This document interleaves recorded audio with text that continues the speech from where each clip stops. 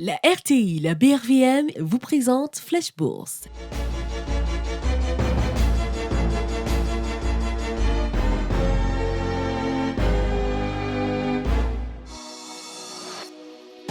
Parce que l'Afrique se transforme et que vous souhaitez aller plus loin, la BRVM vous accompagne.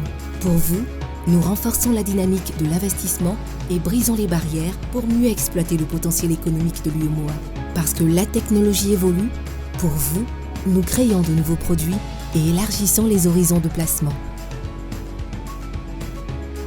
Avec la BRVM, investissons pour une croissance plus forte et mieux partagée. Bonjour à tous et bienvenue, je suis Alexis Ouedraogo et je suis ravie de vous retrouver ce dimanche pour un tout nouveau numéro de votre Flash Bourse. C'est notre émission, la toute première, entièrement dédiée à l'actualité boursière ici en Afrique de l'Ouest. Au programme ce dimanche, les indicateurs du marché de la BRVM, le focus de la semaine, votre rubrique Bon à savoir, la question Facebook #FlashBourse et pour finir, le lexique boursier pour vous permettre de mieux comprendre la bourse. La BRVM continue sur sa lancée et clôture la semaine en baisse par rapport à la semaine précédente. L'indice BRVM 10 a régressé de 2,14% et clôture la semaine à 119,73 points. Le BRVM Composite, quant à lui, se situe à 128,47 points, soit une baisse de 1,66%.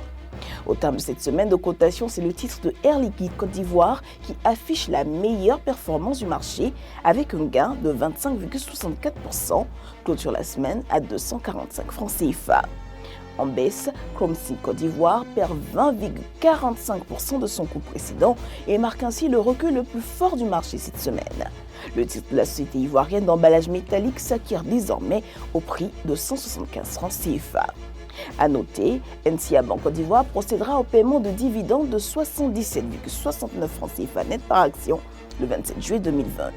Le 29 juillet, c'est NCA Banque Côte d'Ivoire qui procédera au paiement de dividendes de 75 francs CFA net par action et la SGBCI au paiement de 273 francs CFA net par action le même jour.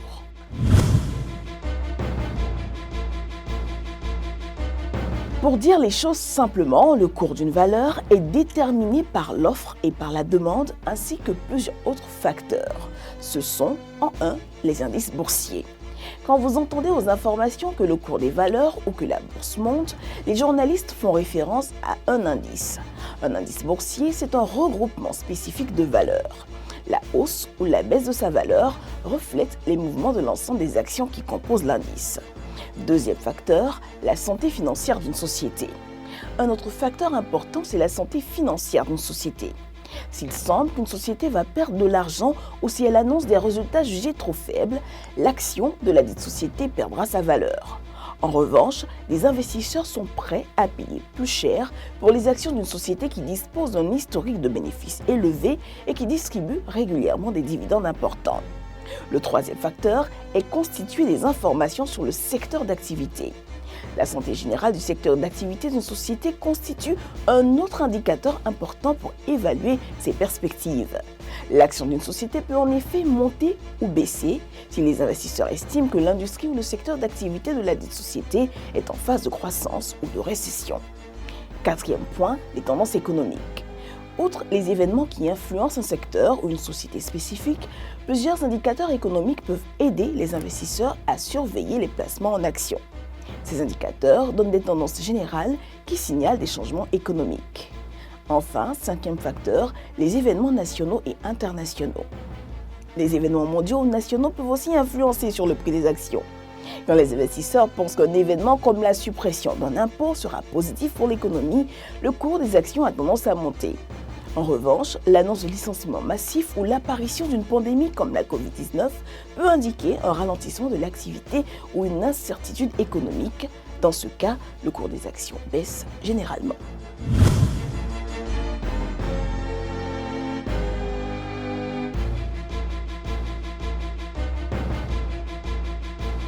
En bourse, on parle de position acheteur lorsque les ordres d'achat sont supérieurs aux ordres de vente.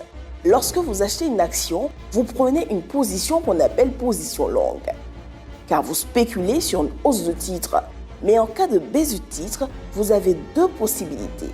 Soit vous débouclez votre position, c'est-à-dire vous vendez l'action, mais à perte, soit vous tenez la position, dans ce cas vous conservez votre position longue en espérant une remontée des cours.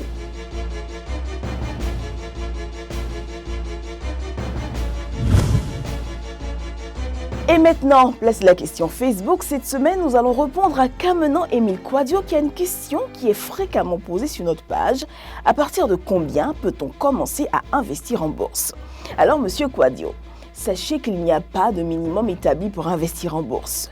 Avec 10 000 francs, vous pouvez acheter une action d'État et avec 1 000 francs, vous pouvez acheter plusieurs autres actions sur le marché. Mais avant tout, vous devez ouvrir un compte titre auprès d'un intermédiaire en bourse, une SGI, Société de gestion et d'intermédiation, sur l'organe habilité à exécuter vos ordres d'achat et de vente d'actions et d'obligations. Certaines SGI requièrent cependant des minima pour l'ouverture d'un compte titre, d'autres vous offrent des plans vous permettant d'alimenter régulièrement vous-même votre compte titre en espèces. Rapprochez-vous des SGI de la place pour avoir un peu plus d'informations sur leurs conditions d'ouverture de compte titre.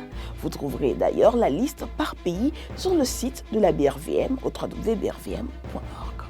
Tout comme M. Quadio, n'hésitez pas vous aussi à nous poser vos questions via notre page Facebook Flash Bourse.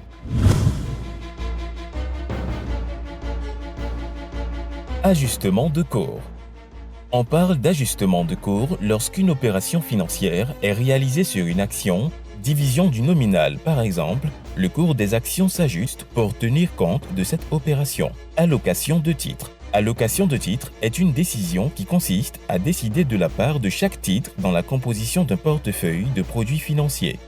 Voilà, c'est tout pour le numéro de ce dimanche. Grand merci à vous de votre fidélité. Rendez-vous tous les soirs de la semaine pour nos flashs quotidiens. Excellent dimanche et surtout, continuez de respecter les bonnes pratiques d'hygiène en vue de freiner la propagation du Covid-19. Excellent dimanche à tous.